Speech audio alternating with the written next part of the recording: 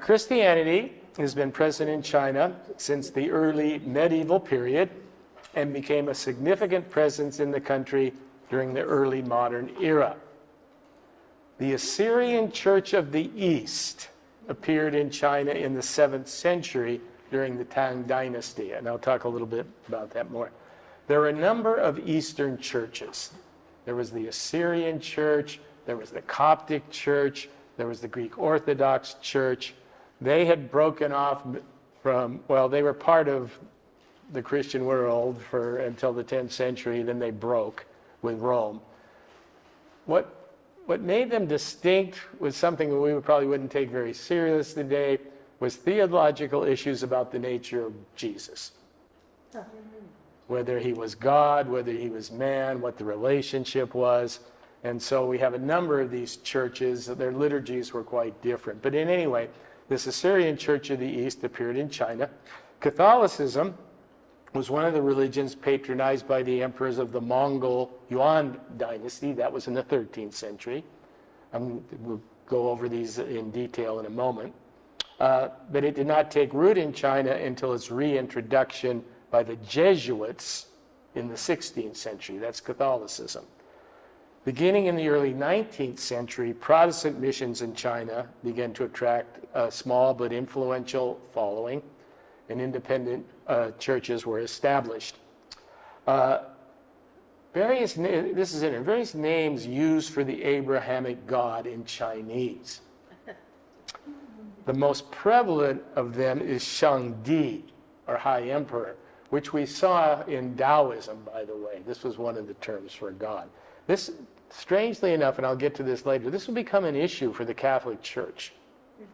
Whether these names should be accepted, whether it can mold with Confucianism at all, and we'll see what happened with that down the line. Another one was Tianzu, Lord of Heaven, and that was commonly used by Catholics until it was banned.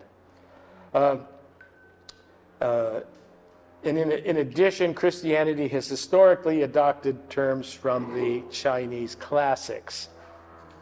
So let's get back into some details about the history. The significant lack of evidence of Christianity's existence in China between the 3rd and 7th century. We know it was there, but there's not much evidence. And that was largely because this Sassanid Persian dynasty blocked the road into China for a number of years through Turkestan. And so there was no trade going through. And when there's no trade, there's also no ideas. So we know that Christianity had been established earlier, but if we're looking for documentation, the earliest documentation is not until the 6th century. And it's called the Xi'an stele, which is seen here. Xi'an, of course, was the capital of the Tang Dynasty. Some of you may have been to Xi'an to see the soldiers, the soldier army. But this is the first real documentation. It records that Christians reached the capital in 635, so the 7th century, and were allowed to establish places of worship and propagate their faith. And that was because the emperor, Taizong of Tang, 627 to 649, accepted that Christianity could exist in his realm. It had been introduced to him by a missionary by the name of Alcuin, and we just have this in Chinese characters. I don't have any images of him. It's kind of blurry, but that's all I could find. So what he had to say, this is the emperor, the propriety and truth would allow for its transmission. So when an emperor accepts that religion is legitimate, then it will thrive. And it did so for a period of time until 845, when this other emperor, Wuzong, decreed Christianity and Zoroastrianism should be banned along with Buddhism. I mentioned last time it was called the Great Buddhist Persecution. It was under this Tang emperor who wanted to go back to Taoism. And he thought all these foreign influences were undermining traditional religion. Consequently, in 986, by the 10th century, a monk reported to the Patriarch of the East, quote, "Christianity is virtually extinct in China. The native Christians have perished in one way or another. The church has been destroyed, and there is only one Christian left in the land." That might have been a bit of an exaggeration, but that's what happens when emperors go against your religion. When they support it, it thrives. If they go against it, it's very hard to stay with it. As I mentioned, Christianity saw a major reemergence during the Mongol period, 13th century. Several Mongol tribes were affiliated with the Nestorian Church.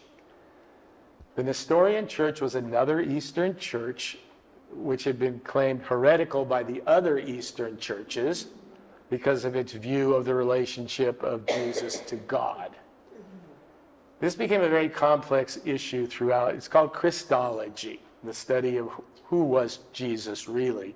The Nestorians held that he was both divine and man, which some of the others saw as being dualistic. The other churches tended to say he was both, and they had a connection. It was a paradox, how it could be all man and all God. The Nestorians didn't like the paradox, so they said they were separate but related. That was enough to make them heretics. The sort of things today which most people would find a little strange, perhaps, but that doctrine was very important because you had to have the proper doctrine to have salvation. So these became important. In any case, the Mongol tribes had been introduced to Nestorian Christianity, and many of Genghis Khan's wives were descendants of Christians. So the Nestorian, that's the Mongol Empire. So the Nestorian church was well established, we know, because of several monks, one by the name of Rabban Bar Soma and the other Rabban Morocos, both of whom made pilgrimages to the West. So they came to the West. In fact, Bar Soma went so far as visiting the courts of Europe in 1287, where he told monarchs about Christianity among the Mongols.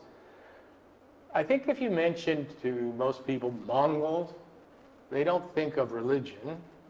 They think of Genghis Khan and slaughter, and that was part of it, of course. But the Mongols were very interested. They had their own traditional religion. They were influenced by Buddhism, but also by Christianity, which a lot of people aren't aware of. In fact, the Mongols called Muslims, Jews, and Christians by the same name. They used the same name for Jews, Christians, which was Hui Hui, which I'm not sure what the translation is, but that's your homework. Jews and Muslims in China use the same name for synagogue and mosque.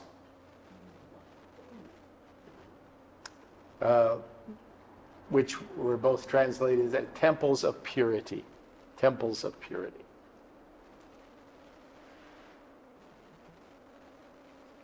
That's just an image of a church wall in Mongol China. And then Kublai Khan was influenced by Nestorian Christianity. He had someone by the name of Isaac Kalmecki, who was a Nestorian missionary, also a scientist and an official at his court. So we find these early examples of Christianity throughout Chinese history. Then in 1294, we're moving down the line, the Franciscan friars, and the Franciscans, of course, are Catholic, initiated mission work in China. And it was reported that competition with the Roman Catholic Church was one of the main reasons for Nestorian Christianity to decline in the Mongol period. However, the Franciscan mission departed China in 1368 when the Ming Dynasty set out to eject all foreign influences. So periodically through Chinese history, you'll find some support and then a reaction. So the Christian communities will grow, but then one of the emperors will decide, no, there's too much foreign influence going on, will be rejected, and they will die, shrink, if not come close to dying out. But after the establishment of direct maritime contact with China in the 16th century, now we have to remember the Europeans were very interested in getting into China. Not so much for religion, that followed, but for trade. As people have always been interested in getting into, I mean, it's a big market, right? So there is a lot of European drives to get contact. And at the same time, the Society of Jesus, which is what the Jesuits are called, the Society of Jesus, by 1540, there was some small contact in China as a result of connections with this expansion in trade. In 1546, two Chinese boys enrolled in the Jesuits' St. Paul College, not in China, but in Goa, which was the Portuguese capital of India. So if you know anything about Indian religious history, the Portuguese settled in Goa, and that's where most of your Christians in India today are found in South India, Goa, Kerala, etc., because of the Catholic influence. One of these boys at this college accompanied this gentleman, St. Francis Xavier. You've probably heard, there's a famous Xavier College here in the United States. Francis Xavier was the co-founder of the Jesuits, and he was the one who decided to try and start active missionary work in China.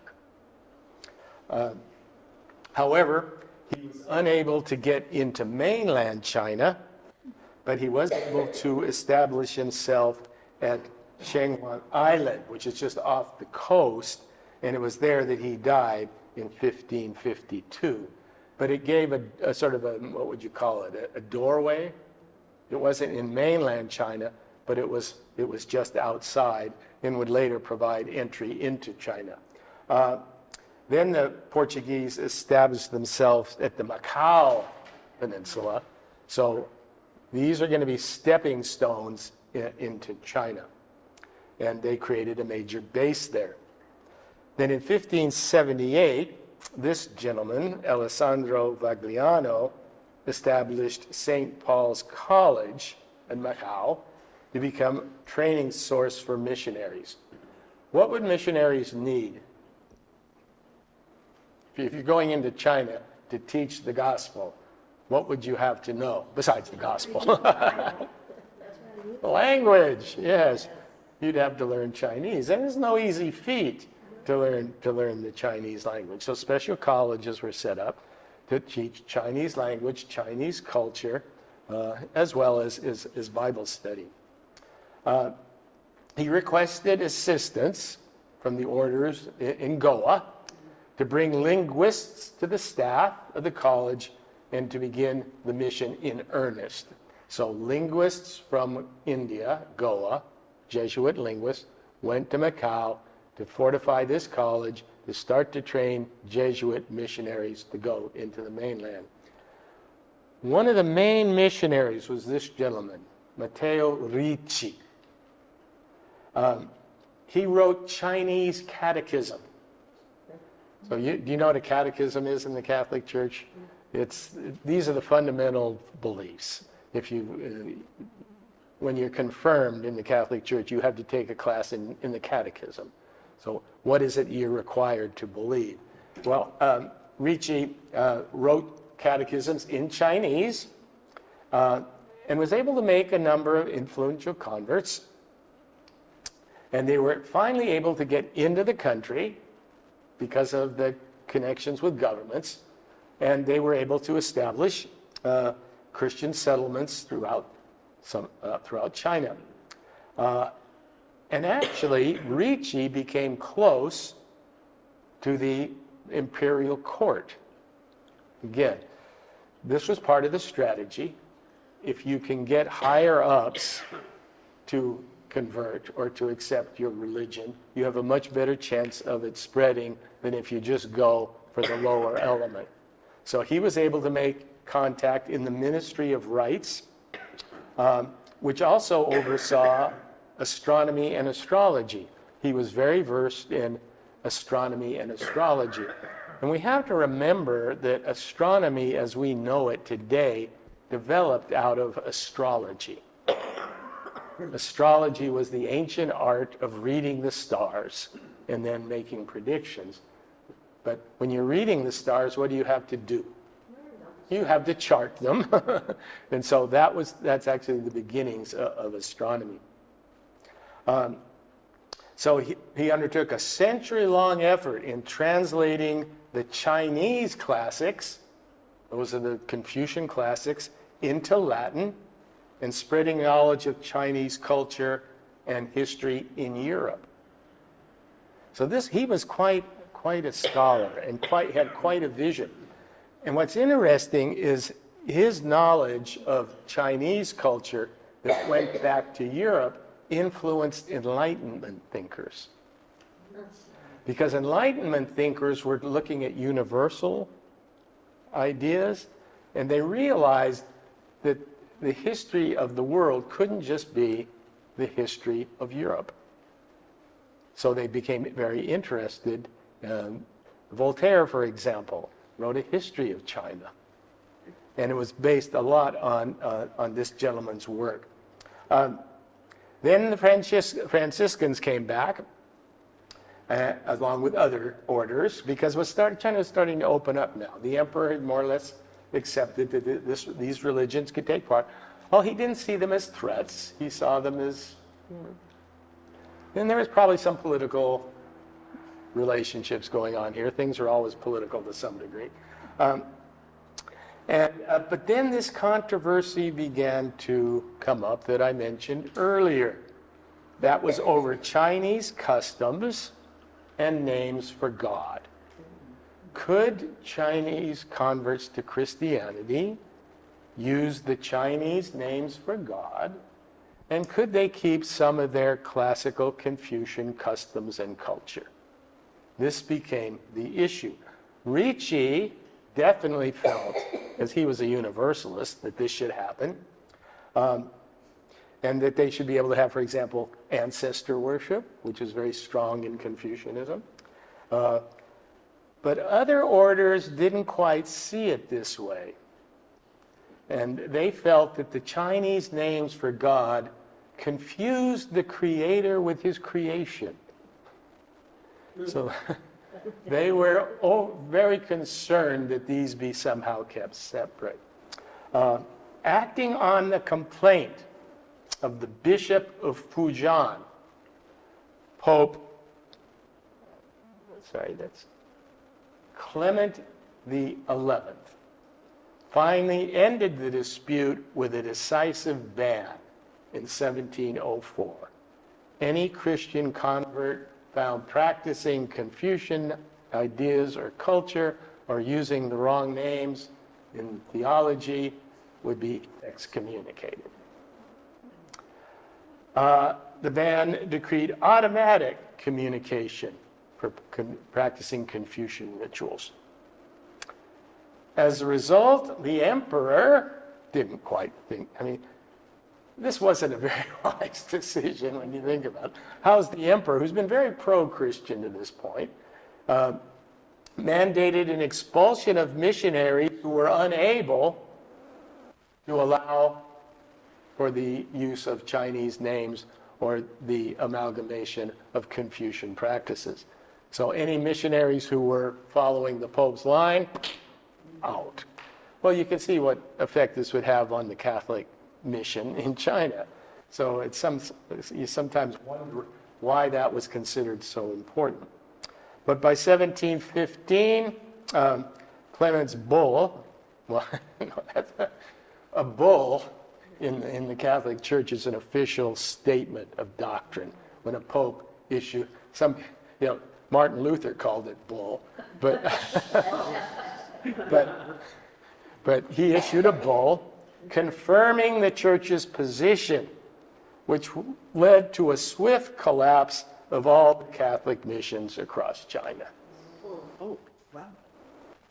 The Jesuits, who were obliged to maintain allegiance to papal rulings, were finally expelled in 1721. They were caught between a rock and a hard place. The Jesuits are very scholastic, very educated order. They didn't see a problem in this, but they also had, as an order of the church, they had to obey papal decrees. So they did so, and China said adios. It was not until 1939 that the Catholic Church revisited its stance when Pope Pius XII permitted some forms of Chinese customs. And the Second Vatican Council later confirmed the new policy. Remember, Vatican II was, again, an opening up, an attempt at opening up the Catholic Church to a more universal view of things. So, but it takes the Catholic Church a long time to change its mind. And this is just part of a big boat. They don't turn around easily. During the early time, when the Jesuits came and the Franciscans came, did they ever talk to each other, those orders? Sometimes, but it's very interesting, the history of these orders. Sometimes they were very violent against one another, and that still continues if you go to Jerusalem today, and you go to the Church of the Holy Sepulchre, where the Franciscans and other denominations have sometimes had outright battles within the church. So yeah, the Dominicans and the Franciscans historically have sometimes rubbed fairly strongly against one another. So That's very godly. yeah, well, when you believe you have the right way, you know, that's the problem with absolutism. So also during the Qing dynasty, 1644 to 1911, that would be the last official dynasty in China. Russian Orthodoxy came in, Protestants came in starting in 1807.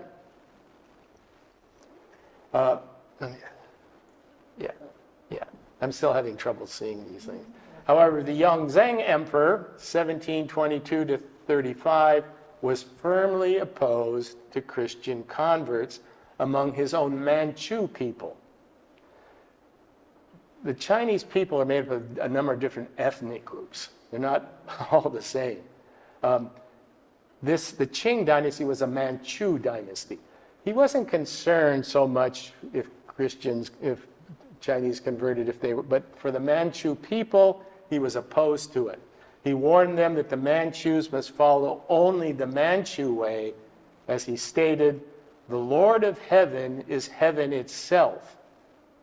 In the empire, we have a temple honoring heaven and sacrificing to him. We Manchus have our own particular rites for honoring heaven. The Mongols, Chinese, Russians, and Europeans have their own rites. I have always said that all peoples have their way of doing it. As Manchus, we should follow our way. So he wasn't opposed to the other groups doing it, but he didn't want Manchus converting, and he wanted them following. So by the 1840s, China became a major destination for Protestant mission. Now notice the Protestants come in quite late. Okay? Largely from Europe, but largely from the United States. There's a big push amongst various congregations in the United States to send missionaries to China. Speaking of congregations in the United States, you see the Baptists are just about to ban women from all positions. Now they can't even be assistant pastors. Yeah. You got to watch out for these women. You know. Anyway, so Catholic missionaries who'd been banned for a time returned a few decades later. So the 19th century saw a great push again in attempts to send missionaries into China. It's difficult to determine the exact number, but one historian by the name of Kathleen Lodwick estimates that there were some 50,000 missionaries serving in China between 1809 and 1949. A big, big push. One of those families was the family of Houston Smith. Houston Smith, a Methodist, who became a very progressive Methodist, wrote numerous books on comparative religion. His parents were missionaries, and he grew up in China. The problem was, as the political elements were moving into China, this allowed many people in China, including leadership, to see missionaries as part of Western imperialism. The educated gentry became afraid for their own power. The Mandarins were the educated class, the Confucian intellectuals, who had, their knowledge was based on the classics, and all government officials were required to pass very difficult examinations based on these texts and traditions, and they began to fear that this might be replaced by the Bible, and the scientific training and Western education would get rid of Confucianism. So they began to stand up, the intellectual elite, against the I won't say onslaught, but large number of missionaries now coming into China. And in fact, they proved to be right. The examination system was abolished in the early 20th century by reformers who admired Western models of modernization. It was seen to be out of touch. The missionaries' main goal was conversions, but they didn't make a lot. There weren't a lot of conversions. But what they were successful in doing was setting up schools, as well as hospitals and dispensaries. And they avoided Chinese politics as much as possible, but they were committed opponents of opium, which Western governments had promoted. In fact, we'll see there was a war known as the Opium War, supported by the British to keep opium sales vibrant in China. Why? Money. Big money, big money. But the missionaries, to give them credit, stood up against this. One of the most famous Protestant missionaries was this gentleman, Robert Morrison, who arrived in Macau September 4th, 1807. He produced a Chinese translation of the Bible. That would be one major task, if you think of it, both Old and New Testament. He also completed a Chinese dictionary for the use by missionaries. How long do you think it took him to translate the Bible into Chinese? Long time, 10 years. 12 years. 12 years. Pretty constant work. Plus another 16 years for the dictionary. So here was someone very much dedicated to his task. The pace of missionary activity increased considerably after the First Opium War. The war was fought in 1842, where, like I said, the British forced the Chinese government to sell opium. Sounds kind of strange, doesn't it? But again, there was a lot of money involved in this. They burned the summer palace. What's that? They burned the summer palace. Oh yeah, they burned the sun. What we'll see, there'll be a definite reaction to this. But I want to also mention this man, Liang Fa, was the first Chinese Protestant minister and evangelist. And he was the first Chinese minister and evangelist. I want to mention a very important individual and movement known as the Taiping Rebellion. It was from 1850 to 1864. It originated in the influence that missionaries had on this gentleman, Hong Shui Kwin, who called himself the younger brother of Jesus Christ. He was denounced as a heretic by Christian missionaries, as you could imagine, but he gained a large following and led a revolt against the government. He actually established a kingdom known as the Taiping Heavenly Kingdom, with its capital at Nanjing. You can see it in red there. He was able to establish a kingdom. He attained control of significant parts of southern China, and at its height, the kingdom ruled about 30 million people. So he was very influential. His regime initiated a number of social reforms, which included strict separation of the sexes, as the Western idea of the sexes being mixed was starting to come in. This was the abolition of foot binding. As you know, the binding of feet was very popular amongst the higher classes in China. It was seen as a sign of beauty. Actually, it was a sexual fetish. It seems kind of strange, although, you know, if you look at, how many of you done any history on sexual fetishes? What's one of the most popular? Stilettos. High heels. Stiletto heels. Well, it's attached to the foot. So in China, the bound foot was seen to be beauty, but more of a sexual fetish. Well, he banned it. He also banned private ownership of land. Good. And this was before Marx. And the suppression of private trade. These individual traders were coming in. Well, the prime example, the Opium War. So he banned all these things. As well as he banned Confucianism, Buddhism, and folk religion, and replaced it with his own version of Christianity.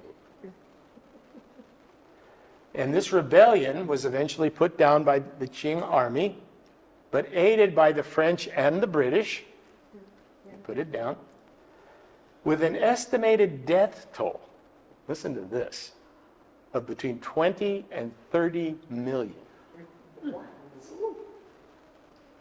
Due to the warfare and the resulting starvation, it is considered one of history's deadliest conflicts. And I doubt if you walked around Camarillo and asked anybody about the Taiping Rebellion, they wouldn't have the slightest idea. One of the deadliest conflicts in world history. Local affairs in post-rebellion China were under the control of local officials and the land-owning gentry, and they were in direct opposition to missionary work. There's a growing feeling that the West is getting too strong. It's okay for the West to come in and maybe do some trading, but we've seen their influence politically, the fear of their influence religiously, so again, there's a pushback. This is a constant theme within Christianity in China. Growth, pushback. Growth, pushback. Then in this gentleman, December of 1897, Wilhelm II, Emperor of Germany and Prussia, declared his intent to seize territory in China, which triggered what became called a scramble for concessions. Every country now wanted to get special trade concessions from the government. And after the government took over Shandong, many Chinese feared the foreign missionaries and possibly all Christian activities were imperialist attempts at what they called carving up the melon, which would be China. Then there took place this event, the Boxer Rebellion. This doesn't have anything to do with Muhammad Ali. It was in large part a reaction against Christianity. It was anti-foreign, anti-imperialist, anti-Christian uprising in northern China between 1899 and 1901. How did it get its name?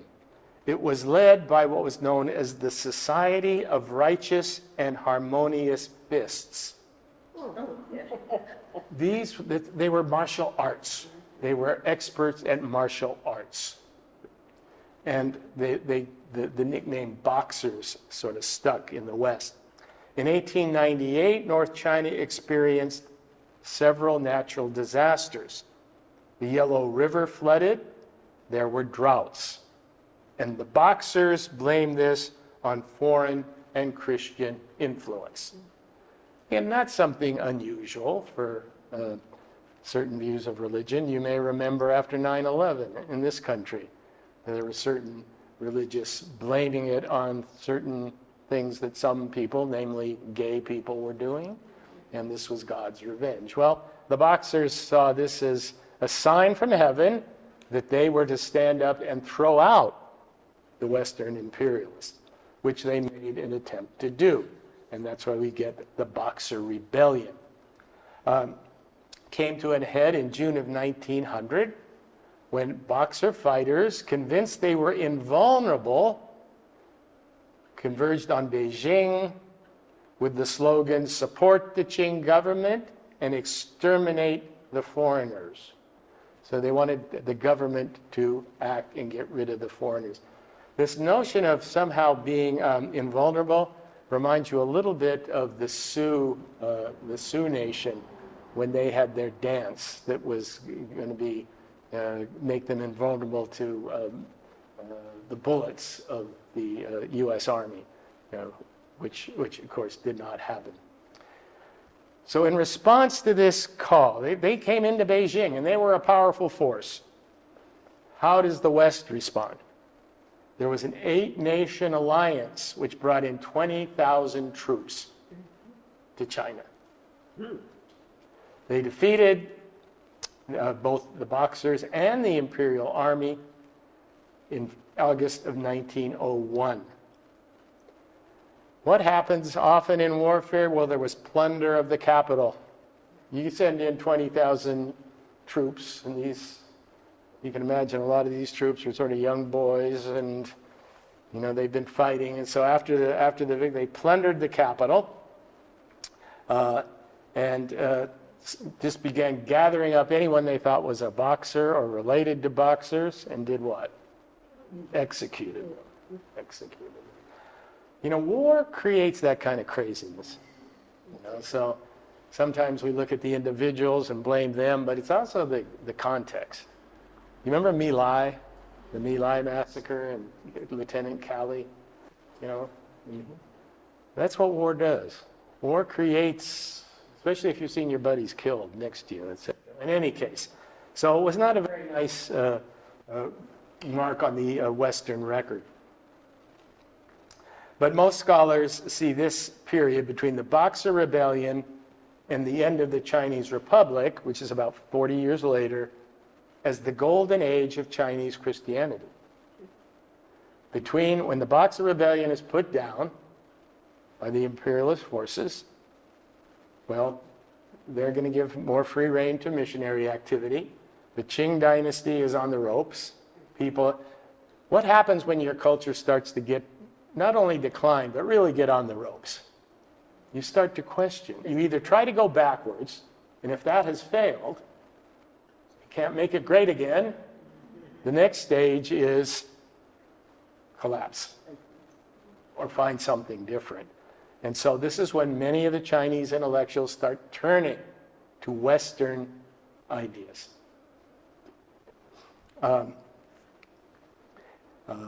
And converts grew rapidly. Several political leaders of the Republican period were Protestant Christians.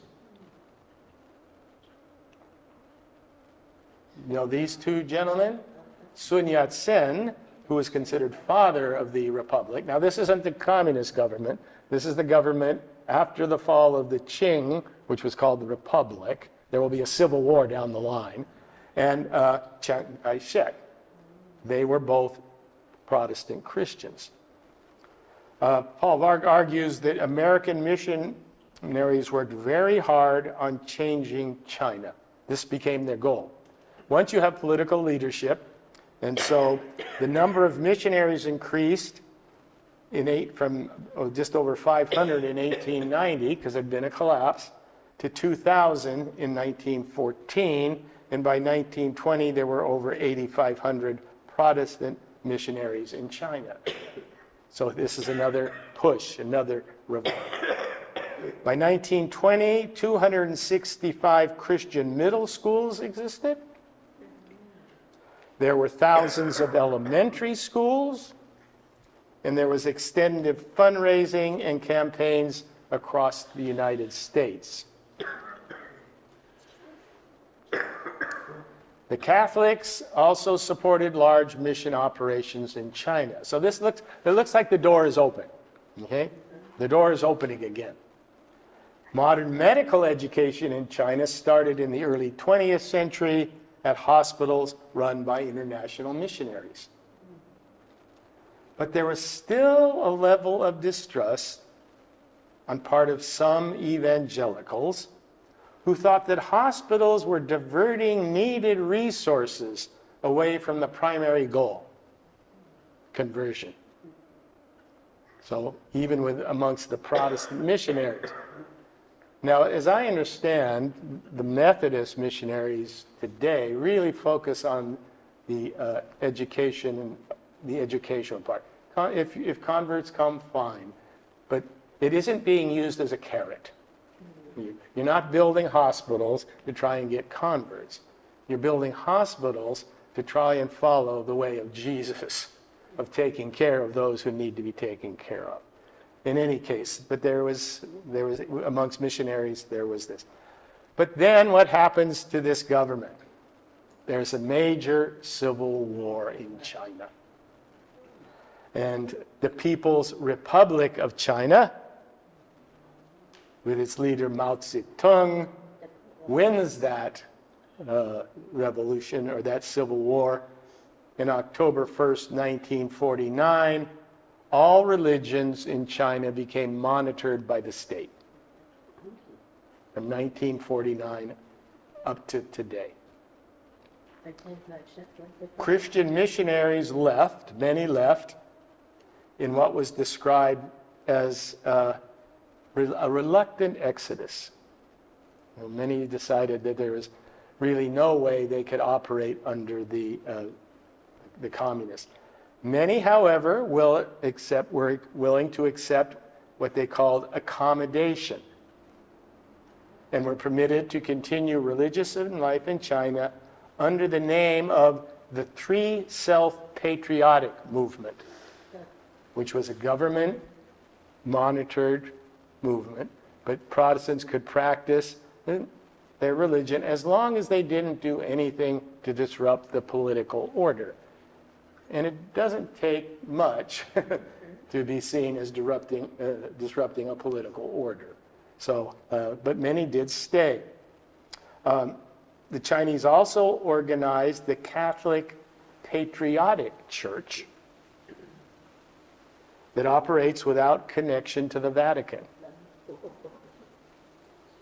And Catholics who continue to acknowledge the Pope got no protection. You could remain a Catholic under the supervision of the state.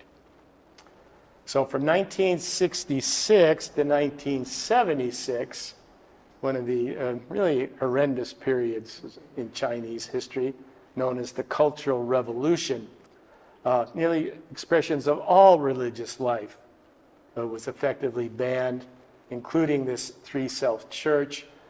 Buddhist monasteries were attacked, Christian churches were attacked, things were destroyed. It was just a wild surge of irrationality in many cases. Mao saw it as a necessary cleansing. What age group do you think was in the forefront of the Cultural Revolution? Young boys, adolescent boys. It's interesting. You look at many quote-unquote revolutionary movements, they have this element. Hitler had his Hitler Youth. Mao had his Red Guard. Pol Pot had his Red Guard. There's just it's something about that age, the need for meaning and purpose.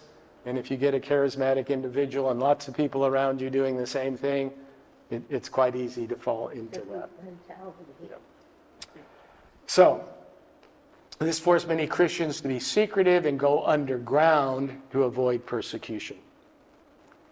Religion in China, in general, began to recover after the economic reforms of the 1970s.